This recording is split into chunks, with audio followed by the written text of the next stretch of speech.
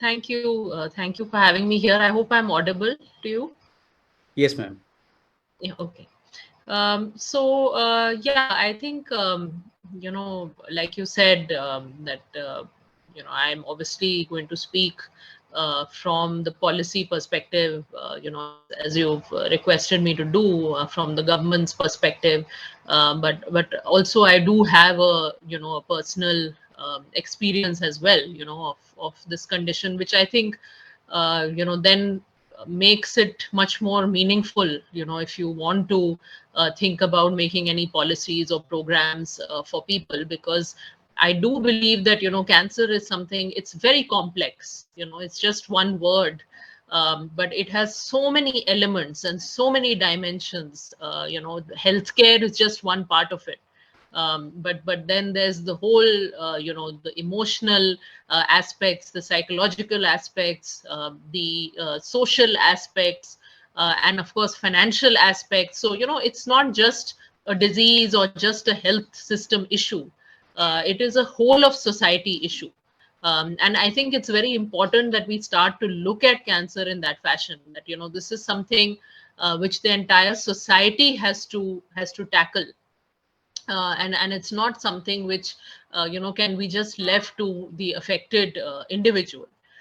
So I think, from the government's point of view, I think one of the very big areas that we are trying to now stress on, and the previous speaker also alluded to that, is on prevention, promotion of healthy lifestyles, as well as early detection, because I think it's very important for people to understand that sometimes you can do everything right, and you can still get cancer. So there is no, it's there's no foolproof way to ensure that you will never get cancer. You can eat healthy, you can exercise, you can be a non-smoker, a non-drinker.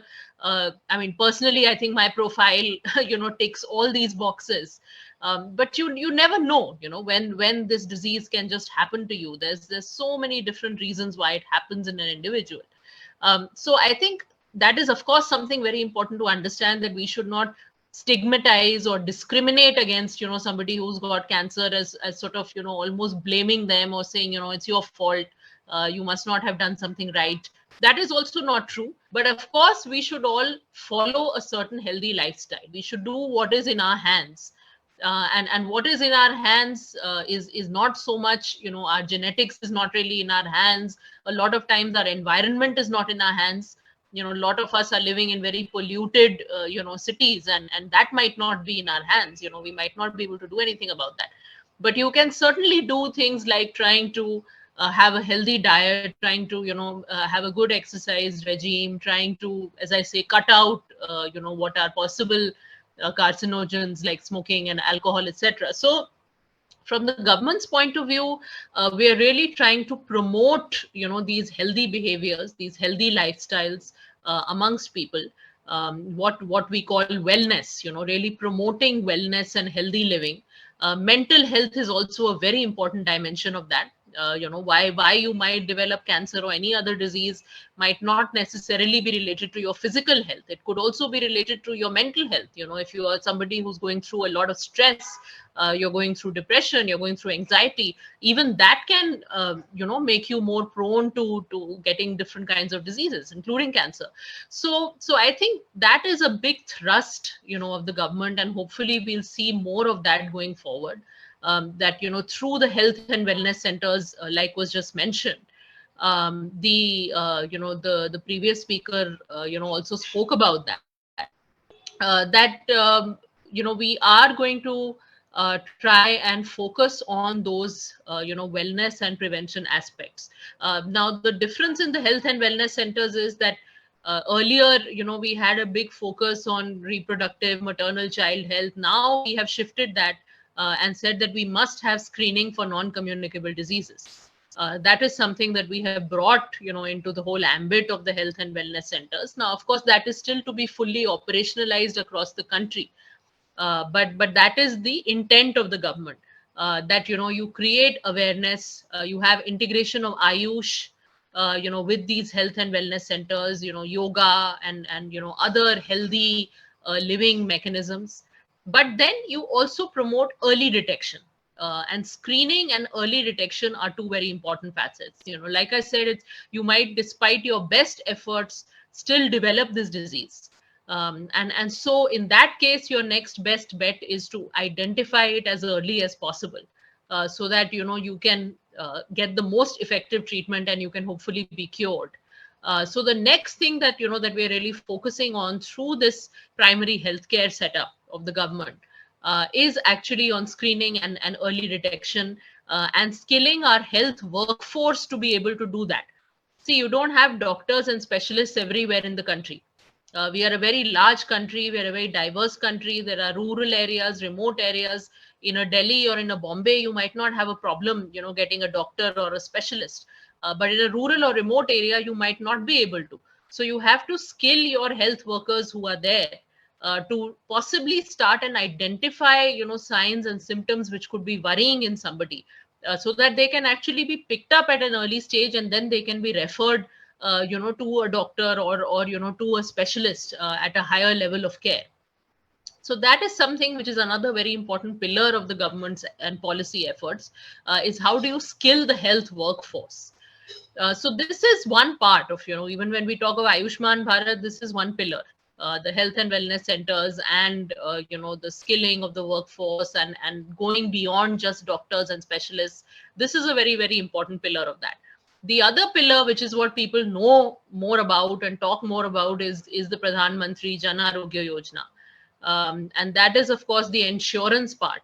And, under this, what we are trying to do is constantly, cover more and more packages. And I think you will see, more revisions to this in the days and months to come, because, this is a very dynamic process in terms of what should be covered, what are the kind of treatments that should be covered under insurance, and also the whole issue of outpatient, because a lot of times in cancer, the treatment that you get is actually outpatient. You don't actually get admitted to a hospital. If you're just receiving chemotherapy or even if you're getting radiation, you might have it as an outpatient. So in that case, how do you cover your costs and how do you reduce the financial burden? That is also something that, we are really looking at very carefully, not just the central government, but also the state governments. Because, Niti Ayog, where I work, we engage with the state governments a lot as well. Our work is not just with the central government. So with the center and the states, we are trying to look at the second component as well, the insurance part. How do we make it more comprehensive? How do we cover some of the latest advances in cancer treatment? And how do we also look at the outpatient, aspect of cancer treatment and, people who are not actually admitted to hospital?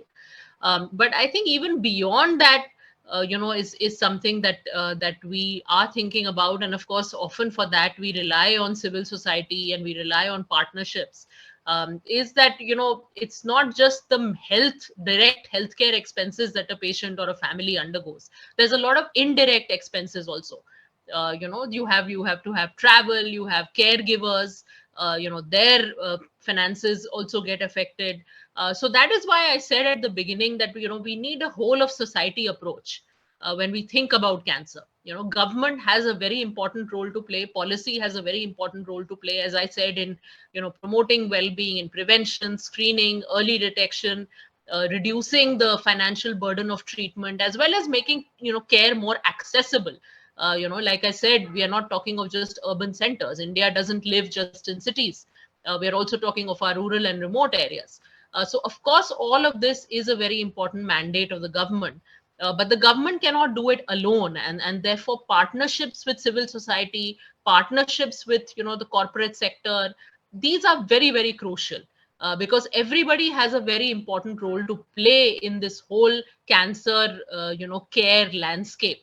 If we may call it that way.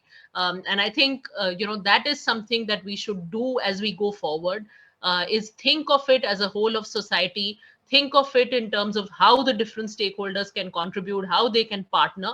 And that is something that, we are definitely trying to facilitate. As a Niti Ayog, we engage with civil society partners, we engage with private sector, we engage with a lot of different, external stakeholders.